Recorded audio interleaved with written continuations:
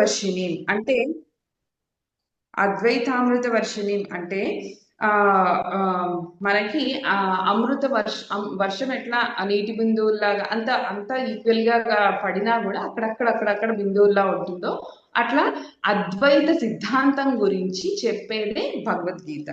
ఈ అద్వైత సిద్ధాంతం అంటే ఏంటి?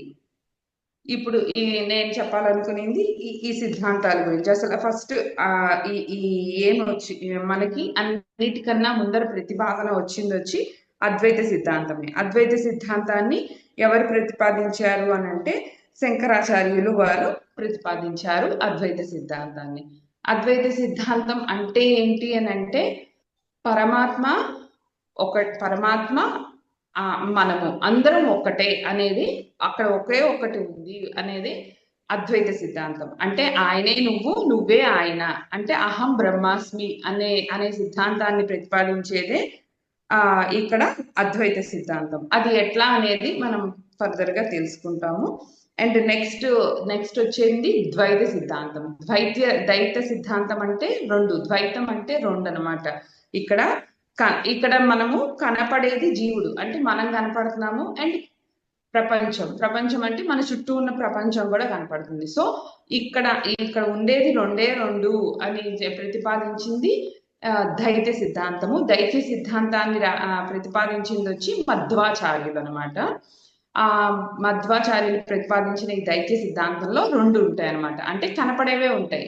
ఇప్పుడు నేను కనపడుతున్నాను అండ్ ప్రపంచం కనపడుతుంది. ఈ రెండు కనపడుతున్నాయి కాబట్టి ఈ రెండే ఉన్నాయి అని చెప్పేది ద్వైత సిద్ధాంతం. తర్వాత వచ్చిన సిద్ధాంతమే విశిష్ట అద్వైత సిద్ధాంతము. అంటే కనపడేది నువ్వు కనపడుతున్నావు అండ్ ప్రపంచం కనపడుతుంది, నీకు తెలియని ఒక శక్తి ఉంది, ఆ శక్తి వల్లనే నువ్వు ఇవన్నీ చేయగలుగుతున్నావు.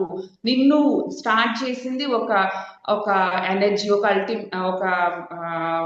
ఒక శక్తి ఉంది. దాన్ని నువ్వు పరమాత్మే అని అనుకుంటావో, ఇంకా దేవుడే అనుకుంటావో, ఇంకా కృష్ణుడు అనుకుంటావో, లేకపోతే అమ్మవారు అనుకుంటావో, ఏదైనా అనుకో, కానీ నీకు తెలియని ఒక శక్తి ఉంది. దాని గురించి ఆయన వల్లే నువ్వు ఇక్కడ ఇట్లా ఉన్నావు, నువ్వు ఇలా చేస్తున్నావు అని ప్రతిపాదించింది విశిష్ట అద్వైత సిద్ధాంతము.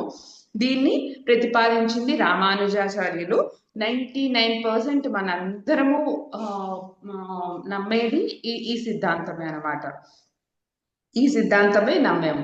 కానీ ఫస్ట్ ఇప్పుడు మళ్ళా ఈ సిద్ధాంతాన్ని నమ్మి కూడా మళ్ళా అద్వైత సిద్ధాంతానికి ఎందుకు వెళ్తున్నాము అని అంటే అద్వైత సిద్ధాంతం అనేదే కరెక్ట్ అని ప్రూవ్ చేశారనమాట. అండ్ అది ఎట్లా ప్రూవ్ చేశారు అనేది కూడా నేను ఫర్దర్ గా చెప్పాలనుకుంటున్నాను. అండ్ ఇక్కడ మీకు ఈ మూడు సిద్ధాంతాలు అర్థమైంది కదండి. చాలా సింపుల్ గా చెప్పాలంటే ఫస్ట్ది అద్వైత సిద్ధాంతము, అంతా ఒకటే అనేది అద్వైత సిద్ధాంతం అనమాట. పరమాత్మ నువ్వు అందరూ ఒకటే అనేది, అహం బ్రహ్మాస్మి అనేది అద్వైత సిద్ధాంతం. ఈ సెకండ్ది వచ్చి ద్వైత సిద్ధాంతం, నేనున్నాను అండ్ ప్రపంచం ఉంది. అలా రెండు కనపడేది మాత్రమే నమ్మేదే ద్వైత సిద్ధాంతం. మూడోది వచ్చి విశిష్ట అద్వైత సిద్ధాంతము. విశిష్ట అద్వైత సిద్ధాంతం అని అంటే నేనున్నాను అండ్ ప్రపంచం ఉంది, మన ఇద్దరిని అక్కడ రక్షించే ఒక ప్రభు, ఒక దేవుడు ఉన్నాడు. మన ఇద్దరం సామంతరాజులం అయితే ఆయన మహారాజు అనమాట. ఆయన మన ఇద్దరిని చూసుకుంటున్నారు అని ప్రతిపాదించేదే విశిష్ట అద్వైత సిద్ధాంతము. ఇది శంకరాచార్యుల వారు ప్రతిపాదించారు. ఫస్ట్ది అద్వైత సిద్ధాంతం శంకరాచార్యుల వారు ప్రతిపాదించింది అద్వైత సిద్ధాంతము. రెండోది దైత్య సిద్ధాంతము, మధ్వాచార్యుల వారు ప్రతిపాదించారు. మూడోది విశిష్ట అద్వైత సిద్ధాంతము, ఇది రామానుజాచార్యుల వారు ప్రతిపాదించారు. ఇక్కడ వరకు క్లియర్ కదండి? ఓకే, సరే ఏమైనా యాడ్ చేయాలనుకుంటున్నారా? ఓకే, ఈ మూడు సిద్ధాంతాలు మనకి ఉన్నాయి. ఫస్ట్ మనము భగవద్గీతని తెలుసుకోవాలి అని అనుకుంటే ఫస్ట్ అది ఏం చెప్తుంది అనేది కూడా మనకి తెలుసుకోవాలి, అది ఏం సిద్ధాంతం అనేది. సో మనకి భగవద్గీత చెప్పేది అద్వైత సిద్ధాంతం గురించి చెప్తుంది అనమాట. ఇప్పుడు ఇప్పుడు మూడు రకాలు ఉన్నారు అని చెప్పాము కదండి. జీవుడు అంటే నేను, ప్రపంచం జగత్తు అంటే ప్రపంచము, అండ్ భగవంతుడు, ముగ్గురు ఉన్నారు అని చెప్పారు కదా. ఇవన్నీ కాదు, కరెక్ట్ కాదు. ఇంకా జీవుడు జగదీశ్వరులు మిథ్య అని ప్రతిపాదించేందే అంటే ఇంకా వాళ్ళు లేరు, ఇంకా ఉన్నది ఒక్కటే అని ప్రతిపాదించింది అద్వైత సిద్ధాంతం కదా. మనం నేర్చుకునింది, ఇంతవరకు నేను చెప్పింది అదే. అది ఎలాగా ఇక్కడ చెప్తారు అని అంటే, ఇప్పుడు మనం వెళ్తున్నాము ఎండమావుల్లో, ఇప్పుడు ఒక రోడ్డు మీద వెళ్తున్నాం, బాగా ఎండ ఎక్కువగా ఉంది. ఎక్కువగా ఉంటే అక్కడ నీకు నీళ్లు ఉన్నట్టు కనిపిస్తుంది, కానీ అక్కడ లేదు. అలాగే నీకు జీవుడు అండ్ ప్రపంచము ఉన్నట్టు కనిపిస్తుంది, కానీ లేదు అని, అది మిథ్య అన్నట్టు ఇక్కడ ఎక్స్ప్లెయిన్ చేస్తారనమాట. మిథ్య అంటే అక్కడ కాదు అని అర్థం కాదనమాట. అక్కడ లేదు అని అర్థం కాదు, అది కాదు. లేదు అని అంటే అక్కడ వాటర్ లేదని కాదు అర్థం. అక్కడ అంటే ఆ సూర్యరశ్మి ప్రభావం వల్ల అక్కడ పడి అది వాటర్ కాదు.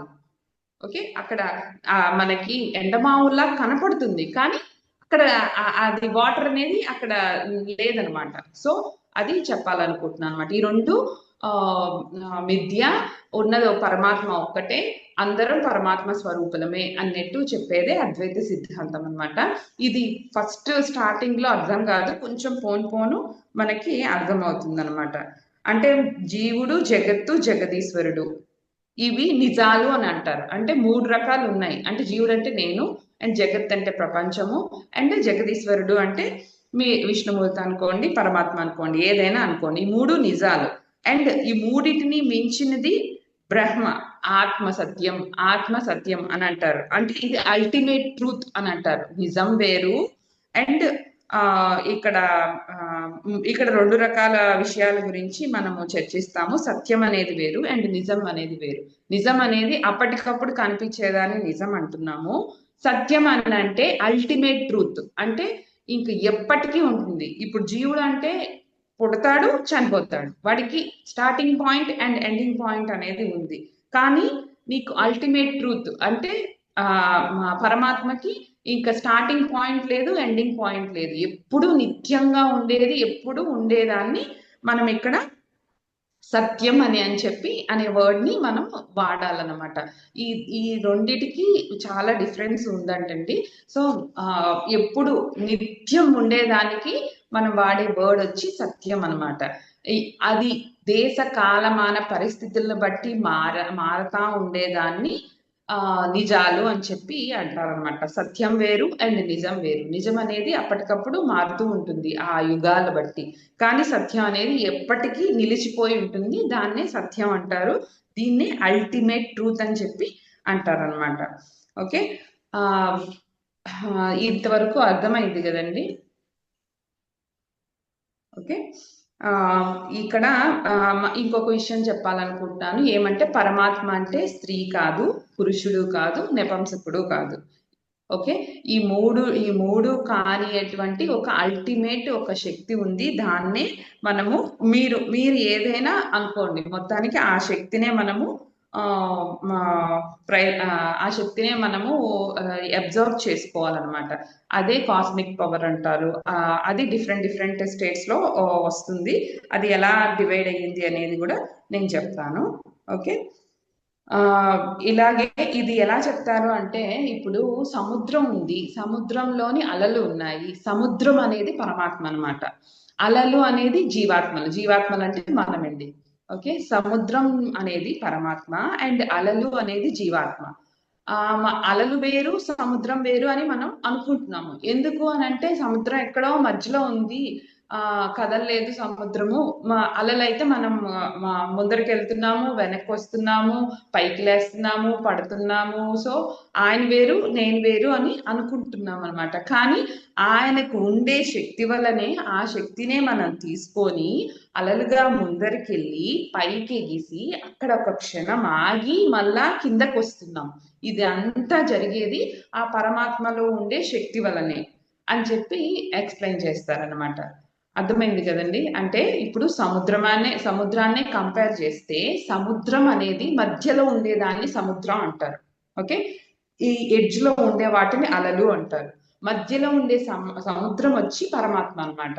అండ్ ఈ అలలు వచ్చి జీవాత్మలు. నేను మీకు మొన్న పాడాను కదా! ఆ పాటలో ఇది కూడా ఉందండి. అలలు అయితే పైకెళ్తాయి, కిందకొస్తాయి. కానీ సముద్రం అనేది నిశ్చలంగా ఉంటుంది అన్నట్టు. అలా అన్నమాట. దానికి ఇప్పుడు నిండు కుండ ఎట్లా తొణకదో, ఇప్పుడు నిండు కుండలో శక్తి లేదా? ఉంది కదా! కానీ అది తొణకదు. అది నిశ్చలంగా ఉంటుంది. అలాగే సముద్రం మధ్యలో ఎప్పుడూ నిశ్చలంగానే ఉంటుందండి. అలలన్నీ గూడా మీకు ఎడ్జెస్‌లోనే వస్తాయన్నమాట. సముద్ర తీర ప్రాంతాల్లోనే అలలొస్తాయి. మీరిప్పుడు ఎప్పుడైనా ఇది ట్రావెల్ చేసినప్పుడు అబ్జర్వ్ చేయండి. బోట్‌లోని అట్లా. మీకు ఎప్పుడైనా కూడా అలలు అనేది మధ్యలోని ఉండదనమాట. అలలు అనేది ఎడ్జ్‌లోనే వస్తాయి. అండ్ మధ్యలో ఉండేది చాలా నిర్మలంగా నిశ్శబ్దంగా ఉండేదే సముద్రం అనమాట. సో, అంటే ఈ ఈ గడబిడ స్టేజ్ నుంచి, ఈ అలలు ఉండే స్టేజ్ నుంచి మనము పరమాత్మలోకి లీనమయ్యే స్టేజ్‌కి వెళ్ళాలనమాట. సో, ఆయనకు ఉండే శక్తి వలనే మనం జన్మ ఎత్తుతున్నాము, జన్మలో అనుభవిస్తున్నాము, పైకి లేస్తున్నామంటే జన్మలో మనం అనుభవించాల్సినవన్నీ అనుభవిస్తున్నాము. అండ్ లీనమైపోతున్నాం. బ్యాకెళ్ళిపోతున్నాం అనమాట. అంటే మన ఈ శరీరాన్ని వదిలేసి ఇంకా మళ్ళా సముద్రంలోకి అంటే పరమాత్మలోకి దగ్గర వరకు వెళ్ళి మళ్ళా మన కర్మల వల్ల మళ్ళా మనము ముందరికి రావడము, వెనక్కి రావడము అనేది జరుగుతూ ఉంటుంది. ఈ విధంగా ఎక్స్‌ప్లెయిన్ చేస్తారనమాట. సముద్రం అనేది నిశ్చలంగా ఉంటుంది గాబట్టి అది పరమాత్మ. ఆయన వేరు, నువ్వు వేరు కాదు. ఆయనకు ఉండే శక్తి వల్లనే నువ్వు కొంచెం శక్తిని ఆయన శక్తిని తీసుకొని ఈ విధంగా పైకి లేసి కొంతసేపు ఉండి మళ్ళా నువ్వు తనలోకి నువ్వు చేసే కర్మలను బట్టి తనలో తీసుకొని మళ్ళా నువ్వు ఒక జన్మ ఎత్తాలి అంటే ఎత్తుతున్నావు అన్నట్టుగా అన్నమాట. అంటే మళ్ళా అలలుగా రావడం. ఇట్లా అలలుగా రాకుండా మనం ఆయనలో పూర్తిగా లీనమైపోయే దాన్ని ముక్తి అంటారనమాట. ఆ స్టేజ్‌కి మనము వెళ్ళగలగాలి. ఇక్కడ అర్థమైందండి ఈ పాయింట్? ఇది జ్యోతి, సముద్రాన్ని సత్యం అని, అలల్ని నిజం అని మనం అనుకోవచ్చా? అట్లా చెప్పుకోవచ్చా? అనుకోవచ్చు కదా సార్. ఇది ఎప్పటికీ ఉండదు కదా! అలలు వచ్చి నేను చెప్పింది వెళ్ళిపోతుంటాయి. కూడా అదే. జీవాత్మలు అలలు కాబట్టి జీవాత్మలకు ఉండేది నిజం. క్వాలిటీ. అది. ఇప్పుడు ఇప్పుడు ఆత్మ అనేదాన్ని నేను ప్రతిపాదించడం కోసం ఇంతసేపు నేను అవస్థ పడింది. ఓకే. ఆత్మ అనేది ఇప్పుడు మనం ఒక్కటే కాదు, మన బాడీయే కాదు, బాడీలో కూడా బాడీ అనేది ఒకటి అండ్ ఆత్మ అనేది ఒకటి అనేది 2 ఉన్నాయి అని చెప్పేదాని కోసం నేను ఇంత అవస్థ పడ్డాను. సో, ఈ ఆత్మలో కూడా 2 రకాలు ఉన్నాయండి. ఈ ఆత్మలో 2 రకాలు ఏంటి అంటే చైతన్యము అండ్ శక్తి. చైతన్యము అంటే జ్ఞానం. చైతన్యము అంటే జ్ఞానం అన్నమాట. శక్తి అంటే ఎనర్జీ. చైతన్యం అనేది ఫుల్ మొత్తము అంతా స్ప్రెడ్ అయిపోయిందనమాట. ఇప్పుడు ఇక్కడ ఉంది అక్కడ లేదు అనేది లేదనమాట. చైతన్యం అనేది ఫుల్ స్ప్రెడ్ అయిపోయింది. అంటే ఒక చైర్‌లోని పెద్ద లావుగా ఉండేవాళ్ళు కూర్చుంటే అటు ఇటు ఎట్లా కదలలేరో అట్లా కదలలేనంత స్ప్రెడ్ అయిపోయింది చైతన్యం. ఓకే. శక్తి అనేది జడం అనమాట. అది కదలలేదు. ఓకే. చైతన్యం అనేది ఫుల్‌గా స్ప్రెడ్ అయిపోయింది. అండ్ శక్తి అనేది జడం అనమాట. ఈ 2 కలిసి మనకి పరమాత్మగా ఏర్పడ్డాయన్నమాట. ఈ 2 కలిసి మనకి పరమాత్మగా ఏర్పడ్డాయి. అండ్ దీన్ని విడదీయగలమా అనంటే ఒక దీపంలోని వేడి ఒక దీపం మనం వెలిగించినప్పుడు దాని నుంచి వేడి వస్తుంది అండ్ వెలుతురు వస్తుంది. వేడిని, వెలుతురుని మనం విడదీయగలమా? విడదీయలేము. మనము ఒక దీపాన్ని వెలిగించినప్పుడు వేడి వస్తుంది అండ్ వెలుతురు వస్తుంది. రెండిటిని మనం ఎట్లా సెపరేట్ చేయలేమో అంత ఇదిగా కలిసిపోయి ఉన్నాయి చైతన్యము అండ్ శక్తి. ఓకే. చైతన్యము అండ్ శక్తి. దీన్నే ఇక్కడ అర్ధనారీశ్వర స్వరూపము అని అంటారనమాట. అర్ధనారీశ్వర స్వరూపాన్ని మనం విడదీయగలమా? విడదీయలేము. సో, మన ప్రపంచంలో అంత ఇదిగా ఈ బ్రహ్మాండం అండి. ప్రపంచం కూడా కాదు.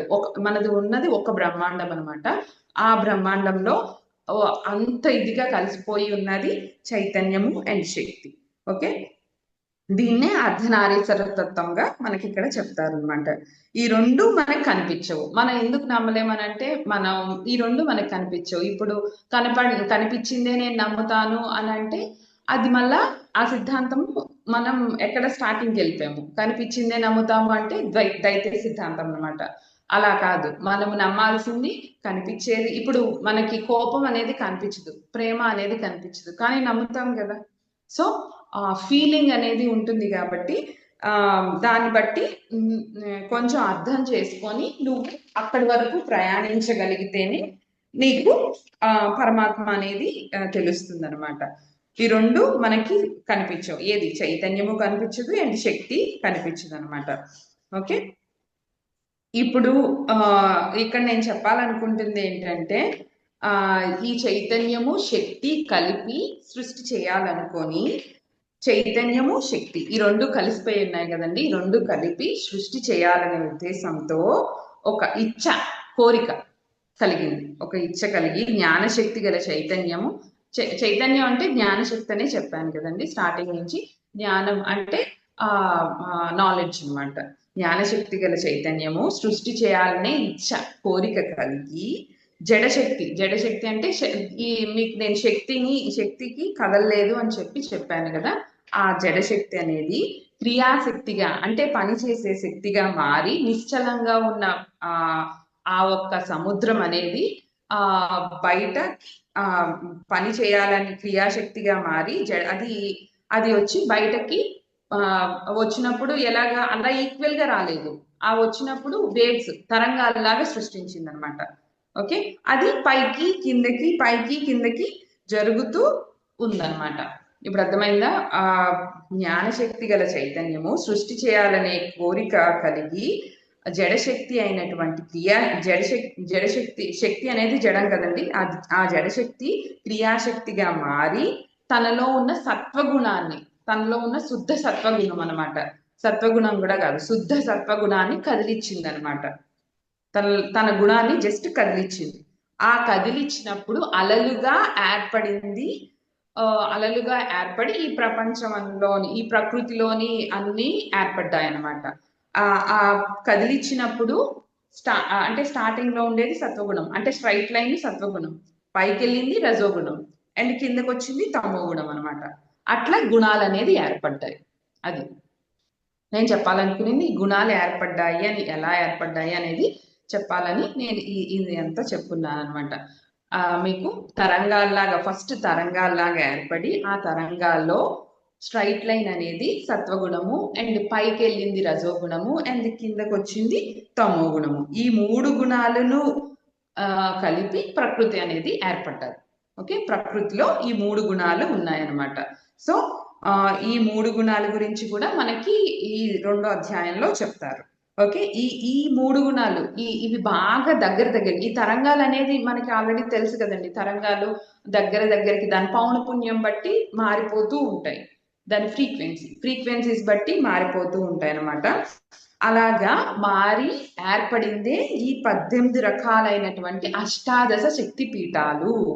ఇప్పుడు అష్టాదశ శక్తి పీఠాలు అని చెప్పి అంటే ఇది సైంటిఫిక్ గా చెప్తున్నాం కదండి. సో ఆ స్టోరీ అంటే చరిత్ర ప్రకారము మనం చెప్పుకునేది ఇంతవరకు ఆ బుక్ వేరు, అండ్ ఇది వచ్చి సైంటిఫిక్ గా చెప్తున్నాం కదా. సైంటిఫిక్ గా ఈ అష్టాదశ శక్తి పీఠాలు ఎలా ఏర్పడ్డాయి అనే దానికి ఇట్లా ఎక్స్ప్లెయిన్ చేశారనమాట ఇక్కడ. ఓకే, నీకు ఆ శక్తి అనేది దాని పౌనపుణ్యం బట్టి వేరుగా మారి ఏర్పడినవే అష్టాదశ శక్తి పీఠాలు అని చెప్పి. అంటే ఇప్పుడు ప్రపంచమంతా చైతన్యం ఉంది కదా, మరి నువ్వు అక్కడే ఏర్పడింది కదా అనే డౌట్ రావచ్చు, నాకు కూడా వచ్చింది. అక్కడే ఎందుకు ఏర్పడింది అని చెప్పి. ఇప్పుడు ఇప్పుడు కరెంట్ అనేది, వైర్ అనేది మనం ఇంటి చుట్టూ వేసుకుంటాం, కానీ మీకు దాని యొక్క శక్తి ఎక్కడ వస్తుంది? మీరు బల్బు పెట్టి స్విచ్ చేసినప్పుడే. అంటే మీకు ఎక్కడ కావాలో అక్కడ బల్బు పెట్టి మీరు స్విచ్ చేసుకున్నారు, అక్కడ ప్రస్ఫుటంగా బయట కనపడుతుంది అనమాట. ఇప్పుడు ప్రపంచంలో అంతా చైతన్యం ఉంది అండ్ శక్తి ఉంది, కానీ ఒక్క ప్లేస్ లో ఎందుకు కనపడుతుంది అని అంటే అక్కడ వచ్చి నీకు బయటకి తనగా ఎగ్జాబిట్ అయిందనమాట. అంటే అక్కడ ఆ శక్తి ఎగ్జాబిట్ అవ్వడానికి దానికి ఆ స్థల పురాణము అండ్ అన్ని కండిషన్స్ ఉన్నాయి. అది ఎందుకు అనేది నేను కూడా ఇంకా ఎక్స్ప్లోర్ చేయలేదు. అక్కడే ఎందుకయింది, ఇంకొక దగ్గర అవ్వచ్చు కదా అనే క్వశ్చన్ నాకైతే వచ్చింది. ఇంకా ఎక్స్ప్లోర్ చేయలేదు. నాకు తెలిసిన వెంటనే మీకైతే నేను చెప్తాను. ఓకే. అట్లా ఏర్పడినదే 18 రకాలైనటువంటి అష్టాదశ శక్తి పీఠాలు. ఈ శక్తులు ఒకదానికి ఇంకొక దానికి మళ్ళా అంటే ఈ శక్తిని మనం సృష్టించలేము అండ్ నశింప చేయలేము. మనకు సైన్స్ కూడా ఇదే కదండి చెప్తుంది. ఒక శక్తిని అనేది సృష్టించలేము, నాశనం చేయలేము, ఒక శక్తి నుంచి ఇంకొక శక్తిలోకి మార్చగలము. అంటే జలశక్తిని విద్యుత్ శక్తిగా మార్చగలము, విద్యుత్ శక్తిని అయస్కాంత శక్తిగా మార్చగలము. అంతే కదండి. ఇప్పుడు మనం డ్యాములు కట్టి వర్షం పడుతుంది, డ్యాములు కట్టి వాటర్ ని నిల్వ చేసి దాన్ని విద్యుత్ శక్తిగా మార్చి కదా మనం వాడుతా ఉన్నాము. ఓకే.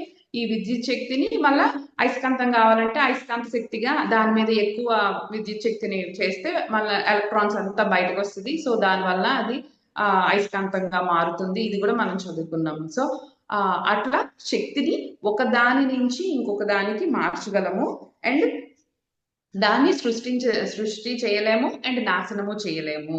ఈ ఒక్క 2 పాయింట్స్ మీరు కొంచెం గుర్తుపెట్టుకోండి. ఓకే. ఇప్పుడు ఈ సత్వగుణం అనేది కదిలి సత్వ రజో తమో గుణాలుగా మనకి ఏర్పడింది కదా. ఈ ఈ యొక్క పౌనపుణ్యము బాగా దగ్గరగా ఉన్నప్పుడు, అంటే బాగా ఎక్కువ ఉన్నప్పుడు మనకి ఆకాశం అనేది ఏర్పడింది అంటుంది.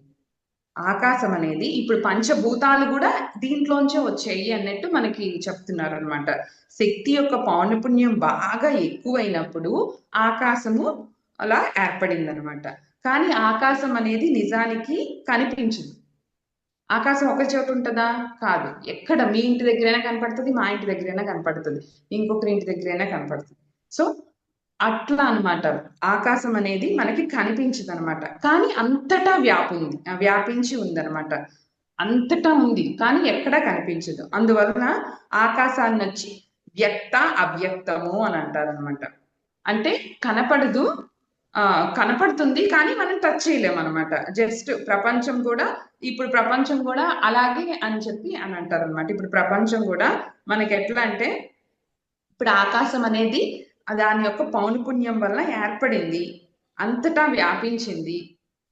ఓకే. ఇక్కడ వరకు అర్థమైంది కదా. దీన్ని ఆకాశం అనేది అవ్యక్త అవ్యక్తము అంటే ఇప్పుడు అది సరే చెప్పరా మీరు ఎట్లా చెప్పాలి అనేది నాకు అర్థం అవ్వలేదు. కనిపించేది లేనిది వ్యక్తము అంటే మనకు కనిపిస్తుంది. ఆకాశం అనేది మనకు పైన కనిపిస్తుంది. అవ్యక్తము అంటే అక్కడంతా అది గాలితో లేదు, అక్కడ ఏం లేదు. మనం అక్కడ పోతే అక్కడ ఏమి సాలిడ్గా మనకేం కనపడదు.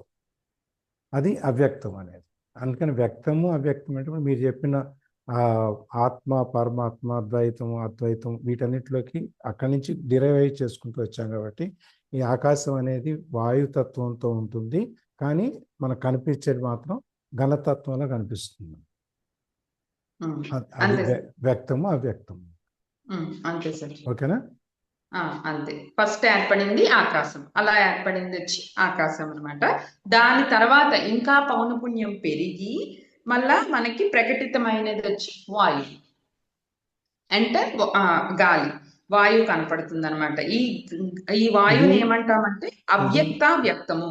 కనపడదు కానీ ఫీల్ అవుతాం. జ్యోతి ఈ సృష్టి నిర్మాణాన్ని చెప్పుకుంటూ వస్తున్నాడు. మనం వేదాల దగ్గర నుంచి ఉపనిషత్తుల దగ్గర నుంచి పురాణాల దగ్గర నుంచి మన ఈ జీవులు పరమాత్మలు ఆత్మలు ఇక్కడి నుంచి ఎక్కడి శక్తిలో నుంచి చైతన్యం ఇవన్నీ ఈ పరిణామ క్రమంలో ఇవాళ ఉన్న ఈ సృష్టికి మూలం దగ్గర నుంచి వస్తున్నారు మీరు. అంతేనా? ఈ పంచభూతాలు ఎక్కడి నుంచి వచ్చినాయి, గుణాలు ఎక్కడి నుంచి వచ్చినాయి, తత్వగుణం సమగుణం రజోగుణం, ఈ గుణాల్లో నుంచి ఈ పంచభూతాల్లో నుంచి ఇవన్నీ ఎలా సృష్టింపబడినాయి, ఇవన్నీ మనకు కనిపిస్తున్నాయి. అంటే చాలా మందికి మనకి భగవద్గీత చదవటం అనేది చదివాము అని చెప్తాం. ఫస్ట్లో భగవద్గీత మొదలుపెట్టేటప్పుడు నేను చెప్పింది కూడా అందుకే, భగవద్గీత చదవటం కాదు, దాని మూలాల్లోకి వెళ్ళాలి అని మనం అనుకున్నాం ఆ రోజు. పాత్రల పరిచయాలు, తర్వాత అక్కడి నుంచి దాని మూలాలు, ఎక్కడి నుంచి రావాలి అని మనం ఆ రోజు అనుకుని మొదలుపెట్టాం. మనం మీకు గుర్తుండే ఉంటుంది అందరికి, అవునా? అవును సార్, అది ఇప్పుడు ఎగ్జాక్ట్ గా అదే ట్రై చేస్తా ఉన్నాను. ఇప్పుడు దాకా మనం ఫస్ట్ చాప్టర్లో విషాద యోగంలో చూసింది మన మానవ యొక్క మన మానవ స్వభావాన్ని చూసాం మనం. మానవ కష్టాల్లో ఉన్నప్పుడు, లేకపోతే సుఖాల్లో ఉన్నప్పుడు, తెలిసినప్పుడు తెలియనప్పుడు ఒక మానవుడు అనేవాడు ఏ విధంగా ప్రవర్తిస్తాడు, అది ఈ ఎమోషన్స్, ఈ సుఖ దుఃఖాలు కష్టాలు అనేవి ఎంత మా గొప్పవాడికైనా ఎంత సామాన్యుడికైనా ఒకటే. అది వచ్చినప్పుడు వాళ్ళు స్పందించే తీరు ఏదైతే ఉంటుందో అది ఒకటిగానే ఉంటుంది అని చెప్పి మనకు విషాద యోగంలో మనం చూసింది, అంతే కదా? Yes sir. అక్కడి నుంచి ఇప్పుడు రెండవ దానికి వచ్చేటప్పటికి మనం దీంట్లో మన రెండో అధ్యాయం ఏం చూస్తున్నా, సాంఖ్యయోగంలో అక్కడి నుంచి కృష్ణుడు మాట్లాడటం మొదలుపెట్టి నువ్వు కూడా మా సామాన్యులాగా సామాన్య మానవుడిలాగా ఎవరికి ఏమి తెలియని వాళ్ళలాగా నువ్వు మాట్లాడుతున్నావు, ఇది నీకు తగునా అని చెప్పి అర్జునుడిని మనం చెప్తాడు. చెబుతూ ఈ 11వ శ్లోకంలో మనం వచ్చేది అసలు దీనికి బీజం ఆత్మ ఎక్కడి నుంచి గురించి వచ్చింది, చెప్తారు. ఆ సృష్టి అనేది మనకు అర్థం. ఇప్పుడు మీరు ఆ 11వ శ్లోకాన్ని ఎక్స్ప్లెయిన్ చేయటం కోసం మీరు ఈ మొత్తం దీంట్లోకి వచ్చారు.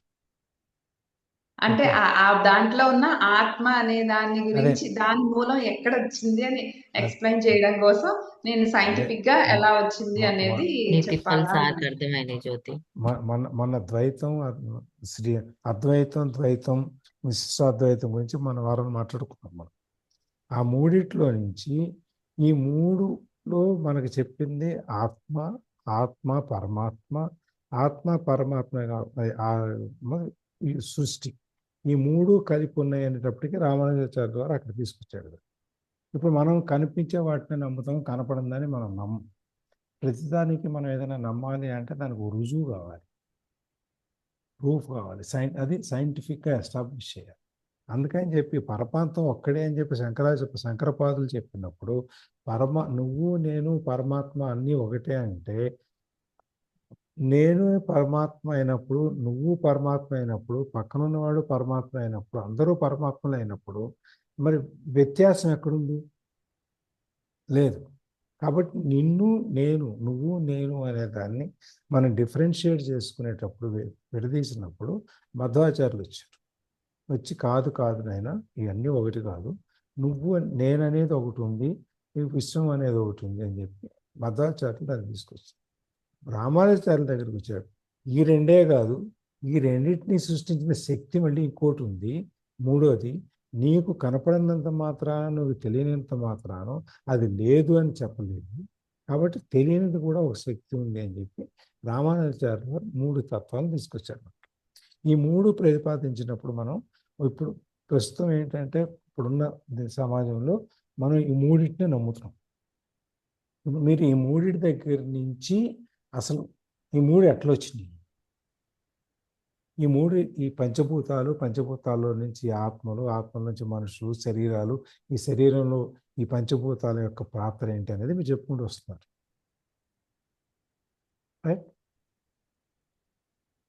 జ్యోతి, నువ్వు చెప్పాలనుకుంది సార్ చెప్పారా? అంతే సార్, ఎగ్జాక్ట్ గా అంతేనా?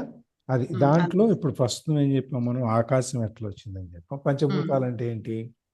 ఆకాశం, వాయువు, నిప్పు, భూమి, నీరు. ఇప్పుడు ఆకాశంలో మనము మిథ్య, అది కనిపిస్తుంది కానీ అక్కడ ఏమీ లేదు. అక్కడి నుంచి వాయువు క్రియేట్ అయింది, వాయువులో నుంచి ఇవన్నీ ఒక్కొక్కటి మీరు ఇప్పుడు దాన్ని ఎక్స్ప్లెయిన్ చేసుకుంటూ వస్తారు. Yes, continue. అదే సార్. ఇప్పుడు మనము ఆకాశం అయిపోయిందండి. ఇప్పుడు మనం చెప్తున్నది వాయువు అనమాట. వాయువు అంటే ఇంకా పవనపుణ్యం, ఆ తరంగాలు ఇంకా బాగా దగ్గరికి ఏర్పడి వాయువు పవన పుణ్యం అంటే ఎయిర్ ఫ్రీక్వెన్సీ. అది ఎందుకంటే మాకు కొంతమంది మళ్ళీ అర్థం అవచ్చు, అర్థం కాదు. పౌనపుణ్యం అంటే ఫ్రీక్వెన్సీ అండి. దాని యొక్క ఫ్రీక్వెన్సీ ఇంకా బాగా దగ్గరికి అయ్యి వాయువు అనేది ఏర్పడింది. అండ్ వాయువు అనేది కనపడదు కానీ తెలుస్తుంది, ఫీల్ అవుతాం కదండి. సో తెలుస్తుంది ఆ వాయువు అనేది. సో దాన్ని వ్యక్తము అని అంటారు అనమాట. కనపడదు కానీ తెలుస్తుంది. ఇది ఎందుకు నేను ఈ వర్డ్స్ ని ఇక్కడ చెప్పాను అని అంటే, ప్రపంచం అనేది ఆ, కనపడుతుంది కానీ అది లేదు. అండ్ ఇక్కడ వాయువు అనేది కనపడదు కానీ ఉంది. ఓకే, ఇది ఎందుకు అని అంటే పరమాత్మ కూడా వాయువులాగా అవ్యక్త వ్యక్తం అన్నమాట. కనపడడు కానీ ఉంటాడనమాట. అంటే చైతన్యం అంతా ఉంది అని చెప్పాను కదా. సో అది నేను ఇక్కడ తీసుకురావాలి అని చెప్పి ఈ వర్డ్స్ నేను మీకు చెప్తున్నాను అనమాట. ఓకే, ఇది క్లియర్ గా ఉంది కదా. వాయువు అనేది కనపడదు కానీ ఫీల్ అవుతాం. సో అలాగే పరమాత్మ అనేవాడు కూడా కనపడడు కానీ మనం ఫీల్ అవుతాం అనమాట. సో ఆయన మన సిచ్యువేషన్స్ బట్టి ఎక్కడ ఉన్నారు ఎలా అని చెప్పి. ఓకే, ఇది నేను ఇక్కడ చెప్పాలి అని అనుకునేది. తర్వాత వరుసగా ఏర్పడినది అగ్ని, నీరు, భూమి అనే పంచభూతాలు ఏర్పడ్డాయి అనమాట. ఈ పంచభూతాల నుంచి వచ్చినదే అంటే పౌనపుణ్యం ఇంకా దగ్గరకు వచ్చి అగ్ని ఏర్పడింది. తర్వాత ఇంకా దగ్గరకు వచ్చి నీరు, ఇంకా దగ్గరకు వచ్చి భూమి అన్నమాట. అట్లా ఇవే పంచభూతాలుగా ఏర్పడ్డాయి. ఈ పంచభూతాల నుంచి వచ్చినదే మన యొక్క పంచ జ్ఞానేంద్రియాలు. అది ఎట్లా వచ్చింది అని అంటే ఇప్పుడు ఆకాశం వలన శబ్దం వచ్చింది అనమాట. ఆకాశము శబ్దానికి, అండ్ వాయువు వలన శబ్దము వస్తుంది, అండ్ స్పర్శ టచ్ ఫీల్ కూడా మనం తెలుస్తుంది కదా, ఫీల్ కూడా తెలుస్తుంది. అగ్ని వలన శబ్దము వస్తుంది, అంటే అగ్ని మండినప్పుడు కర్రలు మండినప్పుడు సౌండ్ వస్తుంది కదండి. స్పర్శ ఉంటది అంటే ఫీల్ అవుతాము అది వేడిగా ఉంది అని చెప్పి. అండ్ రూపం కూడా ఉంది కదండి అగ్నికి. మనము మంట వేసినప్పుడు దానికి డిఫరెంట్ గా వస్తుంది కదా. సో అట్లే నెక్స్ట్ జలానికి శబ్దం ఉంది, సౌండ్ వస్తుంది కదా వాటర్ కింద పడినప్పుడు. అండ్ స్పర్శ ఫీల్ అవుతాము. అండ్ రూపము అంటే ఏ దాంట్లోకి వేస్తే దాంట్లో రూపం వస్తుంది. అండ్ రుచి టేస్ట్ కూడా ఉంటది కదండి వాటర్ కి. ఇప్పుడు సరస్సులో నీళ్ళు అయితే ఒకటి, ఇప్పుడు సముద్రంలో నీళ్ళు అయితే ఒకటి అట్లా. అండ్ వాసన కూడా ఉందన్నమాట. వాసన ఎట్లా రుచి వరకే అగ్నికి ఉంది, రుచి వరకే జలానికి ఉంది. తర్వాత నెక్స్ట్ భూమికి వాసన కూడా ఉంది. అంటే ఈ పైన అన్నీ ఉంటూ వాసన కూడా ఉందన్నమాట. అంటే శబ్దము ఉంది, స్పర్శ ఉంది, రూపము ఉంది, అండ్ రుచి, వాసన, ఈ 5 కూడా భూమికి ఉన్నాయన్నమాట. అట్లా ఈ పంచ జ్ఞానేంద్రియాలు కూడా మనకి దీని నుంచి వచ్చాయి అని చెప్పి చెప్తారనమాట. ఇప్పుడు అంటే ఇక్కడ మనకు వచ్చి పంచ జ్ఞానేంద్రియాల్లో ఫస్ట్ ఏంటి? ఆకాశం, వాయువుని మనం ఫీల్ అవుతాం. కనపడుతుంది, ఆకాశం కనిపిస్తుంది, ఫీల్ అవ్వము. వాయువుని కనపడదు, ఫీల్ అవుతాము. 2 వచ్చేసింది అక్కడికి. అక్కడి నుంచి అగ్ని కనిపిస్తుంది, మన 3వ రూపం. అక్కడి నుంచి నీరు, రుచి, వాసన, ఇక్కడ వచ్చేటప్పుడు వాసన. ఈ 5 కలిపి మనకి పంచేంద్రియాలు అనేటప్పటికి ఏంటది? కళ్ళు, ముక్కు, చెవులు, నాలుక, ఇంకేంటి? చర్మం, స్పర్శ. ఈ 5 మనకి ఆ విధంగా ఏర్పడింది మన శరీరంలో. అది నేను చెప్పాలి అనుకునింది అదనమాట. ఓకే, ఇప్పుడు పరమాత్మ అని అంటే నీకు తెలియనటువంటి ఒక శక్తి. ఆయన నుంచే నువ్వు కూడా వచ్చావు. అండ్ నువ్వు వచ్చినప్పుడు శుద్ధంగానే ఉన్నావు. అండ్ ఈ ప్రకృతిలో ఉండే ఈ గుణాల వలన నువ్వు దీంట్లో ఏ గుణాలనైతే అబ్జర్వ్ చేసుకుంటావో నీకు ఆ గుణాలు అనేది వస్తుంది అని నేను చెప్పదలుచుకున్నాను అనమాట. అంతే. ఓకే, ఇంతవరకు క్లియర్ అయితే మనం మళ్ళా శ్లోకంలోకి వెళ్దాము. అండ్ అప్పుడు మళ్ళా టైం వచ్చినప్పుడు మళ్ళీ నేను సైంటిఫిక్ గా అనేది చెప్తాను. అండ్ ఇక్కడ లలితా సహస్రనామంలో మీరు అబ్జర్వ్ చేస్తే పంచ తన్మాత్ర సాయక అని ఒక నామం ఉంది. పంచ తన్మాత్ర సాయక అని చెప్పి అది 7th 8th వస్తుంది. అది ఇక్కడికి ఎగ్జామ్ అంటే దీన్ని ఇలా ఎక్స్ప్లెయిన్ చేస్తారనమాట ఆ నామాన్ని. నవచెంపక పుష్పాభానాసా దండ విరాజిత తారా కాంతి తిరస్క అంతవరకు వెళ్ళక్కర్లే. మనోరూపేక్షకో దండ పంచ తన్మాత్ర సాయక. అదండి పంచ తన్మాత్ర సాయక. ఈ పంచ తన్మాత్రలు అంటే ఇవన్నీ తన్మాత్రలు అనమాట. ఏంటి? ఈ శబ్దము, రూపము, రసము, గంధము అండ్ స్పర్శ, ఈ 5టిని అమ్మవారు 3 పుష్ప బాణాల్లా పట్టుకొని ఉంటారన్నమాట.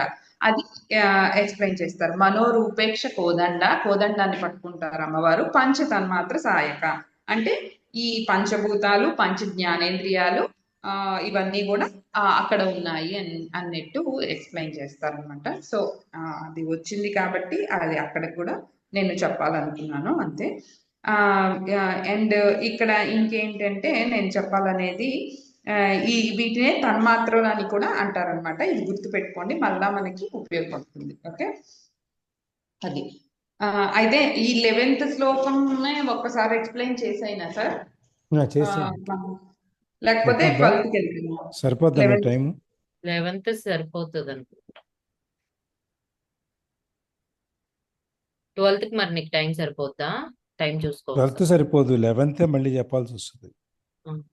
లేదు, 11th ఆల్రెడీ చెప్పాము కదా, 12th కి వెళ్ళిపోదాం అంటే వెళ్ళిపోదాం. అంటే 11th శ్లోకం అందరికి అర్థమైనట్టునే, ఎవరు రెస్పాండ్ అవ్వట్లేదు.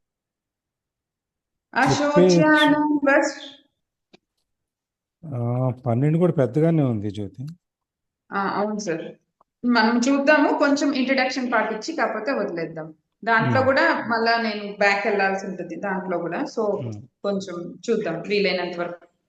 ఓకే, అశోచ్యానన్వశోచస్త్వం ప్రజ్ఞావాదాంశ్చ భాషసే గతాసు న గతాసుశ్చ నానుశోచంతి పండితాః. ఇక్కడ భగవానుడు ఏం చెప్తున్నాడంటే శోకించొద్దు అని చెప్పి చెప్తున్నారన్నమాట. భగవానుడు స్టార్ట్ చేసిన ఫస్ట్ది అదేనండి, శోకించొద్దు అండ్ అని చెప్పి, అండ్ లాస్ట్ లో ఆయన చెప్పిన లాస్ట్ శ్లోకం కూడా శోకించొద్దు అని చెప్పి, మా శుచః అంటే శోకించొద్దు అని చెప్పి చెప్తారనమాట. ఆయన చెప్పిన లాస్ట్ శ్లోకం కూడా నేను మీకు కిందసారి చదివి వినిపించాను, ఇది ఒక్కసారి మళ్ళా చెప్తున్నాను.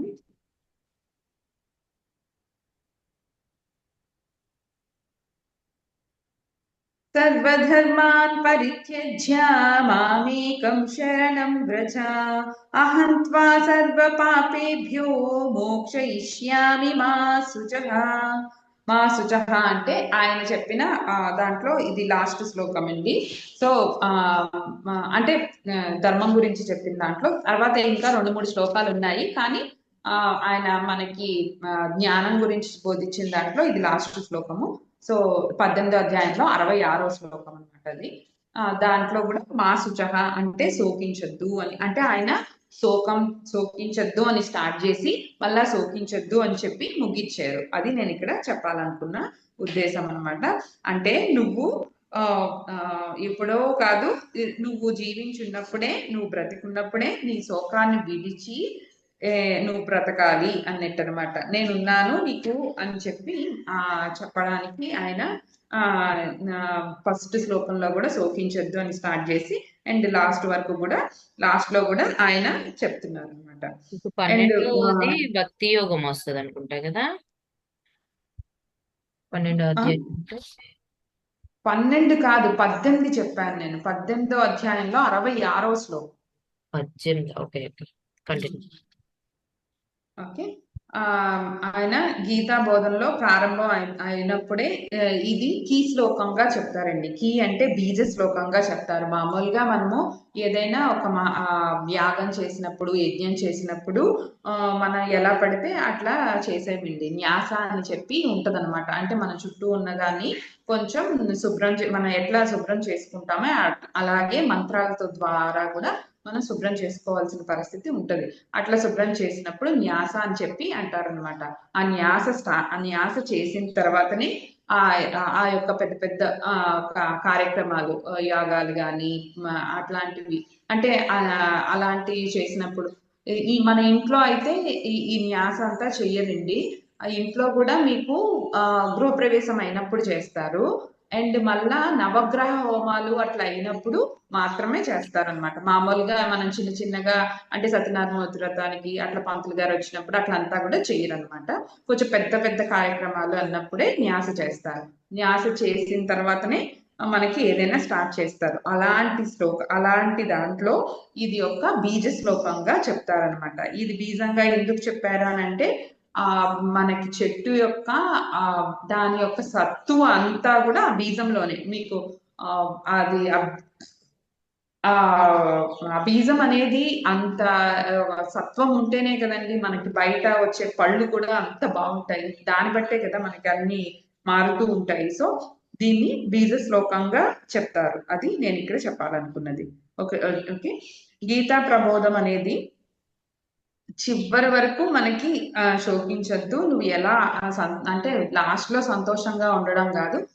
దీంట్లో ఆత్మ అని నేను చెప్పాను కదండి. ఈ ఆత్మ యొక్క గుణాలు ఏంటి అన్ని కూడా చెప్తూ ఉంటారు అనమాట. ఆయన ఇక్కడి నుంచి ఆత్మ సిద్ధాంతాన్ని అంటే చెప్పారు. అది కూడా చెప్పడానికి ఎందుకు ఇప్పుడు అర్హుడయ్యాడు అని అంటే మన అర్జునుడు తను ఇప్పుడు ఇంక నాకు ఏమొద్దు, ఇంకా నాకు ఇవేమి వద్దు అని చెప్పి ఆయన ఒక వైరాగ్య స్థితికి వెళ్ళిపోయాడు. కాబట్టి ఆ వైరాగ్య స్థితికి వెళ్ళినప్పుడు మాత్రమే ఈ ఆత్మతత్వం అనేది అర్థమవుతుంది అనమాట. సో అందుకోసమని ఇప్పుడు స్టార్టింగ్ లోనే మనకి ఫస్ట్ దాంట్లోనే ఆయన చెప్పేశాడు. ఓకే.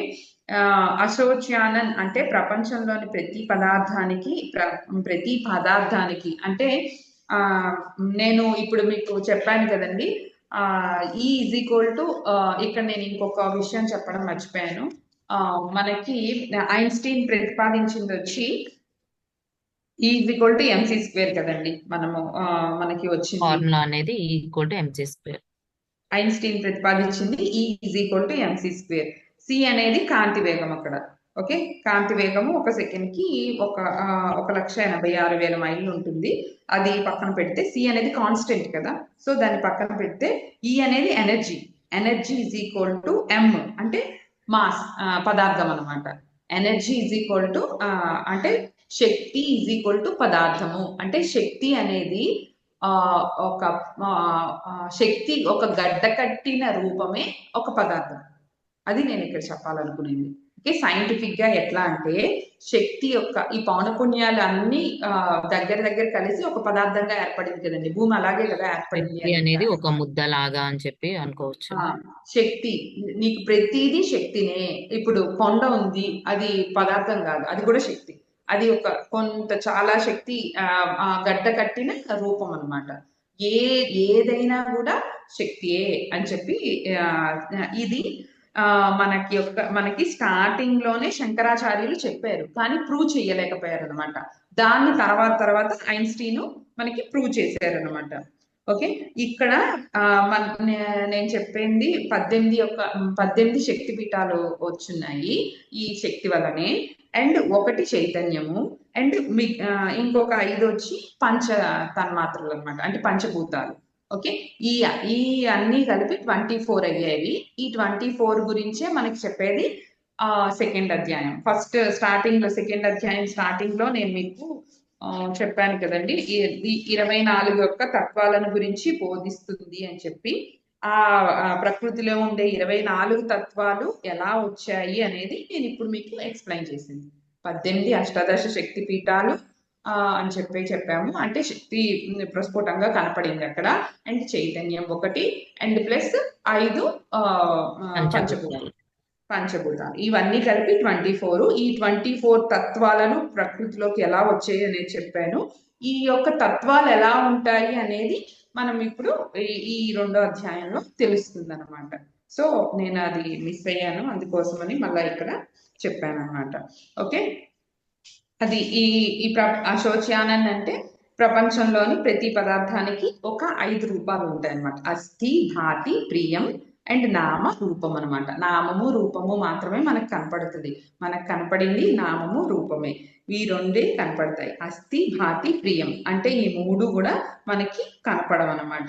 కానీ జీవుని యొక్క అంటే మన యొక్క వాస్తవ స్వరూపాలైతే ఇవేనండి. అస్థి, భాతి, ప్రియం అనమాట. ఈ 3 మన యొక్క వాస్తవ రూపాలు. నామము రూపము.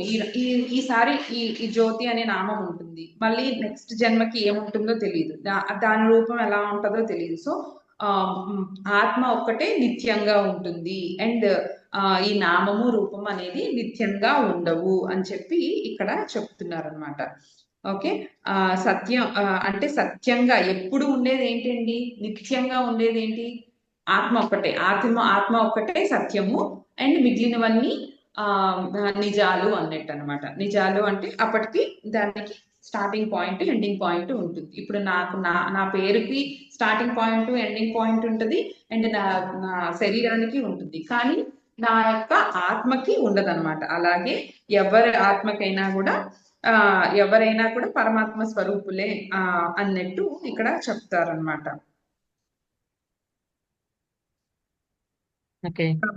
కాబట్టి నువ్వు శోకించొద్దు అని చెప్పి చెప్తారనమాట. అసత్యమైనటువంటి నామము రూపము గురించి నువ్వు సత్యమైనటువంటి ఆత్మను గురించి ఆలోచించాలి, కానీ అసత్యమైనటువంటి వాటి గురించి ఆలోచించి నువ్వు శోకించొద్దు, దానివల్ల నిష్ప్రయోజనము అని చెప్పి భగవానుడు ఇక్కడ ప్రశ్నిస్తారనమాట.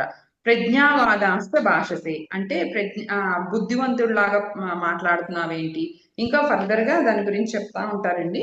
ఇంకా దాంట్లో ఇంకా మన ఈ శ్లోకంలో ఇంకొకటి గమనించాల్సిన విషయం ఏంటంటే ప్రజ్ఞావాదాంశ అంటే బుద్ధివంతుడితో పలికే మాటలలాగా మాట్లాడుతున్నావేంటి అంటే, బుద్ధి అనేది మనది కొంచెం దూరం వరకే వెళ్తుంది అనమాట, ఆ పైన పోలేదన్నమాట. సో కాన్షియస్ స్టేట్ వరకే వెళ్తుంది, సూపర్ కాన్షియస్ స్టేట్ కి వెళ్ళలేదన్నమాట. అక్కడి వరకు వెళ్ళి మాట్లాడినట్టు మాట్లాడుతున్నావేంటి అనేట అలా చెప్తున్నారనమాట. పరమార్థ తత్వం అనేది యథార్థంగా ఇప్పుడు మనకి ప్రస్ఫుటంగా కనపడుతుంది అనమాట. ఇక్కడ అర్జునుడు ఇంకా ఆయన యొక్క స్థితి నుంచి బయటకు రావడం కోసం చెప్తున్నారనమాట. ఇవన్నీ నీకేదో అన్ని తెలిసినట్టు మాట్లాడుతున్నావు, నీకు అన్ని తెలిస్తే ఈ విషయం తెలీదా అంటే ఆత్మ అనే విషయాన్ని నీకు తెలీదా అన్నట్టు చెప్తున్నారనమాట ఇక్కడ. సరే, ఇంకా ఎక్స్ప్లెయిన్ చేస్తారా మీరు ఏమైనా దీని గురించి? టైం అయిపోయింది జ్యోతి, మళ్ళీ చూద్దాం. ఓకే, దీని వరకు ఫినిష్ చేస్తాను. దీని వరకు నాను శోచంతి పండిత అంటే ఇక్కడ మామూలుగా నేను ఆల్రెడీ కిందసారి చెప్పానండి, పండితులు అంటే ఎవరు అని చెప్పి. పండితులు అంటే మన ఇప్పుడు చూసుకునే వాళ్ళు పండితులు కాదనమాట. అంటే బాగా ఇప్పుడు బాగా వేదాలు బాగా చదువుకున్న వాళ్ళు కానీ, ఒక మంచి పొజిషన్ లో ఉండే వాళ్ళని కానీ మనం పండితులు అని చెప్పి అనమనమాట. పండితులు అంటే ఎవరు అని అంటే, మనం జీవించున్నప్పుడు కానీ మరణాన్ని కానీ అలాంటి వాటిని గురించి దుఃఖించాలన్నమాట. అంటే ఏదో అయిపోతుంది అన్నట్టు దుఃఖించే వాళ్ళని పండితులు అని చెప్పి అన్నారు. నువ్వేదో పండితుల్లాగా మాట్లాడుతున్నావేంటి అన్నట్టు చెప్తారనమాట. దీని గురించి ఇంకా ఫర్దర్ గా 4వ అధ్యాయం 5వ అధ్యాయంలో కూడా ఉన్నాయి, అది నేను కిందటిసారే చెప్పుకున్నాను. అండ్ ఆత్మజ్ఞానాన్ని కలిగిన వాళ్ళని మాత్రమే ఇక్కడ పండితులు అంటారనమాట. అంటే డబ్బులు ఎక్కువ ఉన్నా కానీ ఇది మన రూపురేఖలు వేరైనా అన్నట్టు అనొచ్చా?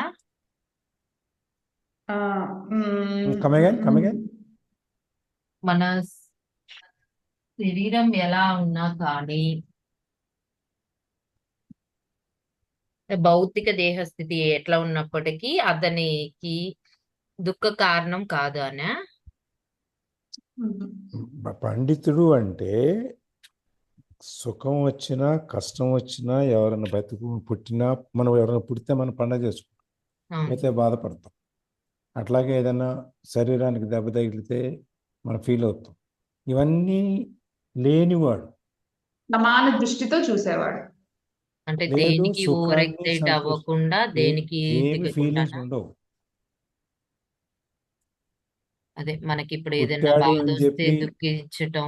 అది ఎట్లా ఉంటుందంటే, కొంతమంది ఎవరైనా పుట్టినప్పుడు ఏడుస్తారు, తెలుసా? ఎందుకు సార్? పాపి ఈ లోకంలోకి ఇంకొక జీవి వచ్చింది వస్తే పాపం అంటే ఈ లోకము అనేది పాపాలతో కూడుకుని ఉన్నది. ఇట్లాంటి దానికి ఇంకో జీవి వచ్చింది ఈ పాపాలతో కూడిన ఈ లోకంలోనికి అని చెప్పి బాధపడతారు అన్నమాట.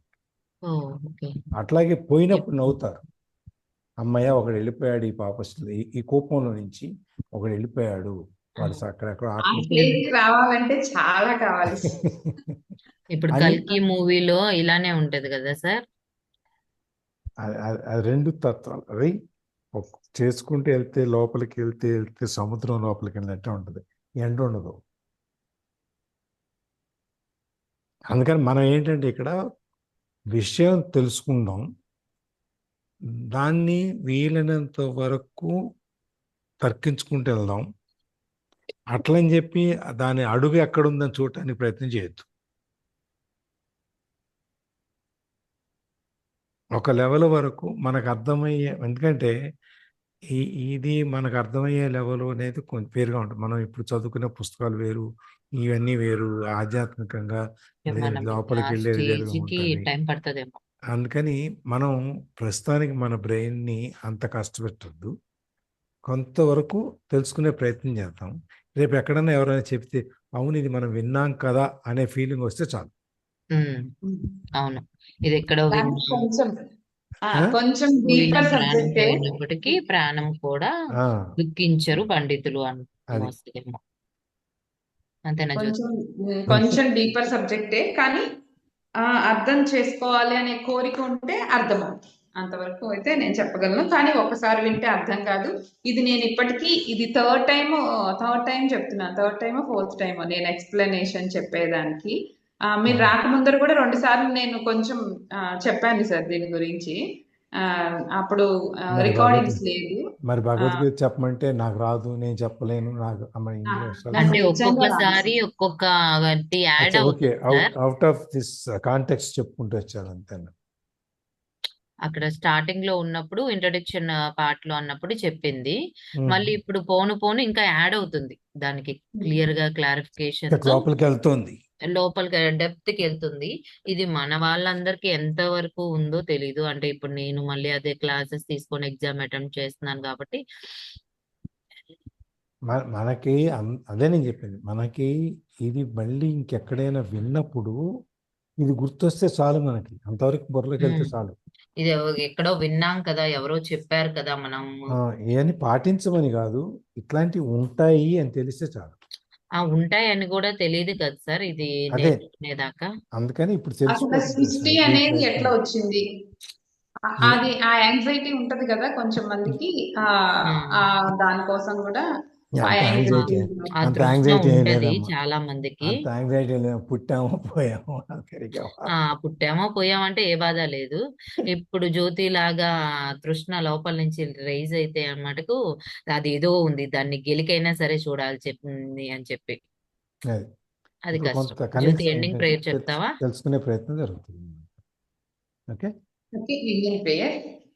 యోగేశం సచ్చిదానందం వాసుదేవం వ్రజప్రియం ధర్మ సంస్థాపకం వీరం కృష్ణం వందే జగద్గురుం. కృష్ణం వందే జగద్గురుం. సర్వం శ్రీకృష్ణార్పణమస్తు.